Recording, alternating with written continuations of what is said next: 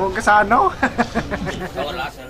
Pembangunan dinding pembatas atau turap Sungai Musi di kawasan seberang Ulu kembali dilanjutkan. Kali ini Balai Besar di wilayah Sungai Sumatera BBWS membangun turap di kawasan 13 dan 14 Ulu. Saat ini para pekerja tengah melakukan pemasangan tiang pancang dan pengecoran.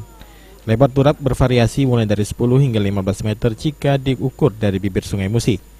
Pelaksana lapangan pembangunan turap Sugeng Supriyanto mengatakan turap 13 dan 14 Ulu ini dibangun sepanjang 250 meter. Waktu pengerjaannya 240 hari atau sekitar 8 bulan atau Oktober 2016 ini ditargetkan sudah selesai.